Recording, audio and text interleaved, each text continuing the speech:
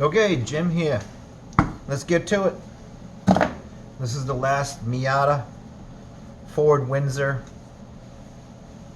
$50 scat TRW piston to ring. This is the last one, and that's about all I'm going to show you on this, because I showed you just assembling one or two or something like that. You'll get the rest of it, you know what I'm saying? It's repetitious, it's all the same. So this is what I got. You see a little tarnation on this. This is just that's the aluminum. When this engine, the original guy that I bought this from, he told me that this fired for 20 minutes before the engine grenaded. They had issues with clearance. I've already gone through this as I'm putting each piston in. Doesn't matter, 1 to 8, 8 to 1, it doesn't matter. If I do a piston, I put it in and I rotate this engine 4 revolutions and check every nook and cranny for clearance, because on this 347 stroker crank, there are clearance issues on certain blocks through the years. This happens to be a 1974 Windsor block. It is very fine. I have not had any clearance issues whatsoever on this engine. The early Ford blocks, just like Chrysler products, are very, very fine. I highly recommend trying to hunt one of these downs. Hunt one down. Excuse me. So, whatever. I'm gonna do this. Let's get this ringed. And I gotta file the rings before I go any further. So, my last piston, here we go. This is my box of Hastings race rings. These are 1/16 first and second ring. This is for race pistons only. Standard Ford rings are a little bit bigger. I think it's 3/16 on I believe it's all 3/16 on us. So anyways, my last ring. I just got to move some stuff around here. This is my compression right here. That's it. This is how I collapse all my piston rings. This is actually a real Craftsman. For all you Americans out there, or non-Americans that would love to be Americans, this is what our shitty-ass democracy did to us. They got rid of all Craftsman tools because, the country it seems to want to sell everything to China. Everything I own is Craftsman. I bought it brand new when I was a kid. Again, I'm a little late on the years for all this stuff now being obsolete, but this is a vintage now Craftsman. I bought this brand new 30 years ago, well, 28 years ago, whatever you want to call it. It says everything is right in here. Made in USA ... Okay? This is what I'm going to use. This is very inexpensive. I think I paid like $21 for this with a little key. So we have to get this set. This is my ratchet. So I have to release the clutch. It releases it. I set it just kind of a little over 4 inches. Okay, that's it. And this key goes in here. I usually use the big end because it fits all 4 of my fingers. For people that don't know this, you do not have to have high-end stuff to do this, okay? But if you was asking me, what would I prefer? This one. I do have other ones that they kind of look like this, and they have a big band on it. I do have a brand new set of those snap-on ones, but that somebody gave me. I would never spend the money on them. They're absolutely junk. I've done 10 engines with this or so. Matter of fact, the last engine I did was 100 years old, and this is flawless. So this is good enough for me, and good enough for that engine, and it runs. So there you go. Okay? Everything I own. This is a Craftsman feeler gauge. Okay? This isn't for valves. Valves are different. This is a standard feeler gauge. I have this set at 16 thousandths. And this right here is a low buck, inexpensive, made in USA, Nicholson file. Okay, this is a very fine file. This is a 6-inch. Okay, 6-inch by 1/2 inch by 1/8 file, very fine. Okay, and this right here is your ring pamphlet. When you buy rings, it comes with this little thing on this chart. For anybody that doesn't know, you have to make sure you know what rings you're using. Some rings will have a laser dot, a mechanical dot that's stamped in it or drilled in it or chamfered in it. Okay, that always goes up and to the left. Some rings are interchangeable, like your early Fords, flatheads, and a lot of those things like that. There's no difference on which way you can put the ring on. It's up or down, doesn't matter, left or right. They're interchangeable. On a Ford, it matters. Okay, so I have some blue towels here, and you have your first groove, and you have your second groove, and then you have your third groove. Okay, so basically 2 oil and a compression.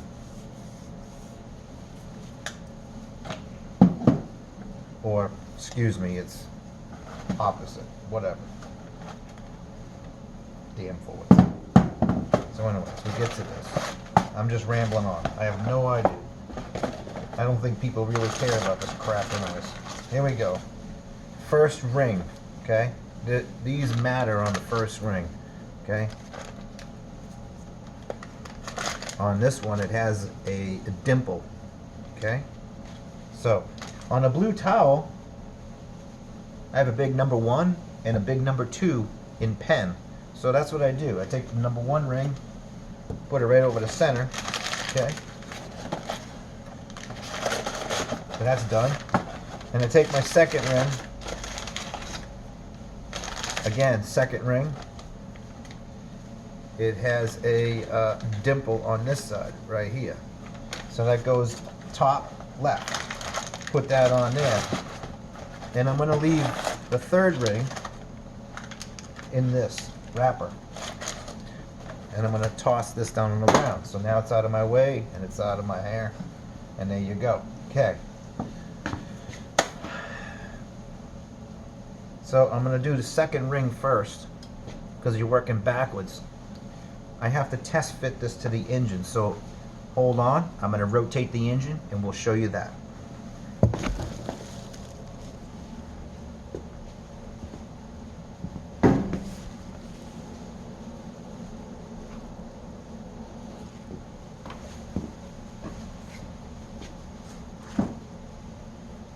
Okay, we're back. And by the way, I misspoke. It's actually 2 compression rings and 1 oil ring. My bad. I apologize for that. So let me wipe this cylinder out. Just got to wipe this cylinder out a little bit. Because like I said, this engine's been sitting around for 4 years. I've had it all honed out myself. Everything is good now. It's brand new.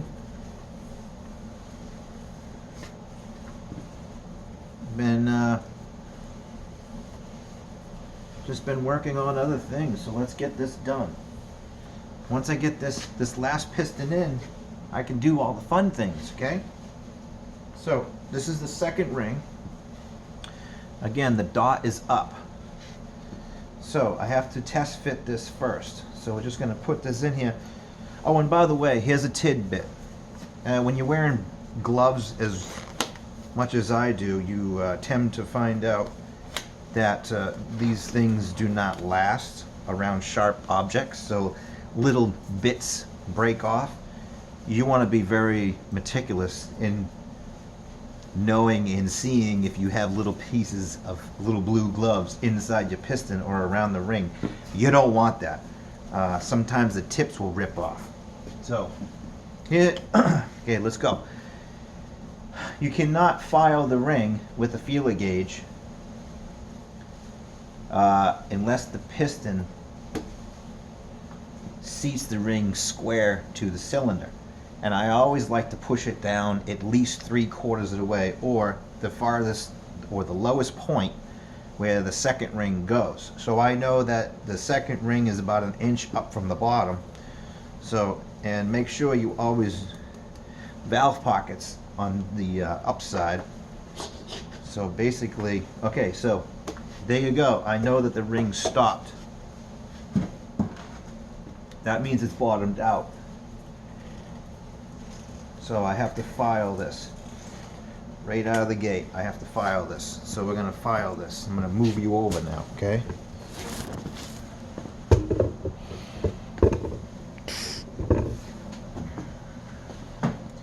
This is a low buck, inexpensive way of filing it, okay? And it works. I have no issues with this ever. Engines run flawlessly. There are some, if you can, I mean, I have another filer, but this seems to work for me, considering this is a low buck build. But this is a high performance low buck build. So you know what? Why don't I pull all the old school tricks out like this? So basically, I work from the left to the right. So basically, I just file this. I try to keep this square with the ring. Okay, I never go on an angle, except when I'm chamfering the top and the bottom edge. I'll show you that after. So basically, I just got to take a little bit off this. And don't tell me that you're going off and stuff like that. It don't matter. Okay? In the bore, I can tell if it's square or not. And I can feel it on a file. If you've done 10 of these in 100, they're all the same, and you never have an issue. Okay? If you're inexperienced, do it on an engine that you only paid $100 for everything. You know, if you got thousands of dollars, I have like $1,000 into this engine now, or just under it or something like that. So it's not gonna matter. I don't really give a shit. Don't matter. But I do know how to do the right way. But if I'm building a really high performance engine for something like my 49, I'm not gonna do this. This is different. So because I really don't care about the engine, because I have other plans. So I just want to get this running. This thing's going to run for years, so my plans are going to be snowballed and put off to the side because of being well built by myself. So again, here's a very, very low buck. You call it Neanderthal, I call it old school. It seems to work just fine. And I keep this straight, crisp, and I check it, and I'm going to check it again. No big deal. Dot is up. Put it in there. Bring it down a little bit. See how we are. Okay, that's right there. Check it with my feeler gauge. I gotta take about 2/1000 off. No big deal. And I just keep doing that. Oh, and by the way, you gotta go slow before you try to pull these rings up. I don't want to break the damn thing. I've done this on the last one before. I broke a ring, and I had to use a used one, and it's no big deal. I do have an extra, but I don't want to do that. So if I take my time, I'm just gonna get it right, and that's about it. Okay, I'm gonna bring you over here again. Basically, I keep doing this until I got it right.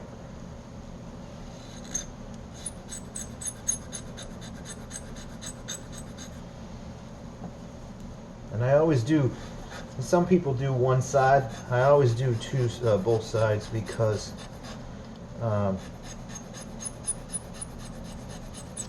it's only fair and right. It doesn't take much with this either. This file is pretty sharp. Okay, now at this point, I'm going to chamfer the top. That means this is absolutely correct too by any standard of engine building. You always want to take a file, and especially on really sharp objects, you want to take and you just want to break the edge on this ring, because what happens is let's say you pick up a piece of grit or something that gets in there, it will actually start dragging if that's not chamfered. So if you chamfer just on the edge of the ring, if you did pick up something, it will kind of just glide in there, and let's just say it'll be a little better. As I always do that, no big deal. I just break the edge a little bit. I'm trying to do this fairly accurate. Okay, so there we go. We're going to try it again. This is really no big deal.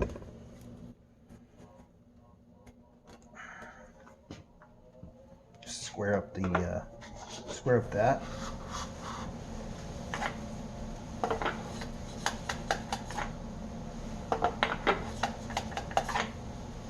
Get it down to where it's supposed to be. Check it with the feeler gauge. And it's perfect. That's it.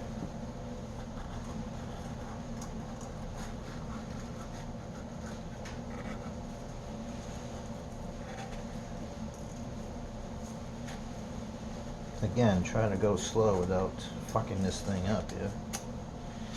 Okay, there we go. Now, I know that I said this was perfect, but I do have a little nip right there, so I gotta take this off. I'll be right back. Hold on.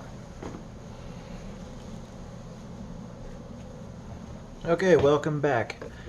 Gotta take care of a little chamfering. I figured I'd do it off camera, but no big deal. I'll show you what that looks like up close. So basically what I do is I just go like this, okay?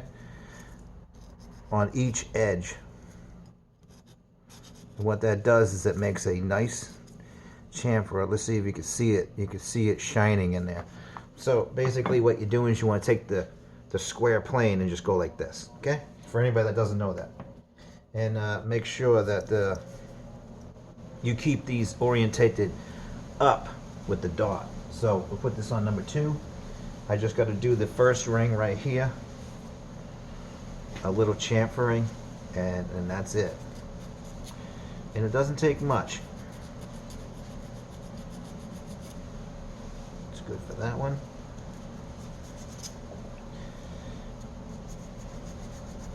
And that's it. It's really easy. Everything looks good. I test fitted them. It's got 16 thousandths of clearance. It's absolutely flawless. Okay, now we're going to assemble this. Start by loosening the caps. These caps on these rods have already been marked. Make sure anything new, you want to mark these because you want the cap always go in the same direction. On these particular rods, these style bearings, you have a lock on one left and a lock on a right and vice versa.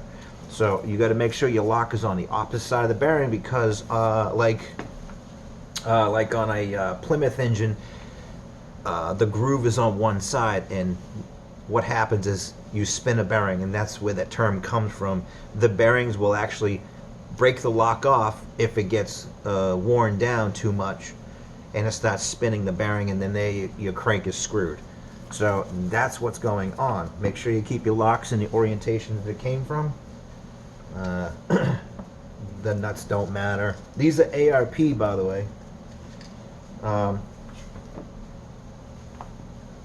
get, whatever. They came with it, ARP. They're real good. That's about all I gotta say about that. Again, by the way, this is a nylon hammer. It's little. This is only about 3/4 of an inch wide. I'm just taking it. You can use a rod stretcher, but this isn't gonna hurt this. Trust me, once you see this engine fire, you're gonna be like, oh wow, I guess he's right, hey. So at this point, now that I got that cap off, I noticed that there was dirt all up inside this. You want to make sure that's all gone. You go to torque this down, look at that. That came off that. That's crazy. So you go to torque this down, and the next thing you know, you have an incorrect torque specification, all because of a piece of freaking dirt. So make sure your dirt is gone, especially in the bearing lock. Okay. So I have a brand new bearing. I'm just going to stick this bearing in here, just so it's out of my way.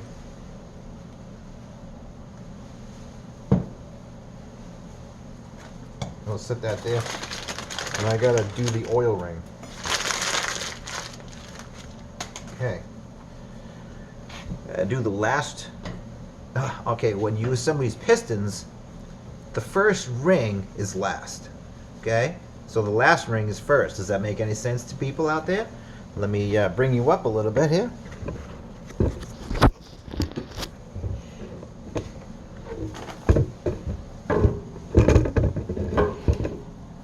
Sorry for that.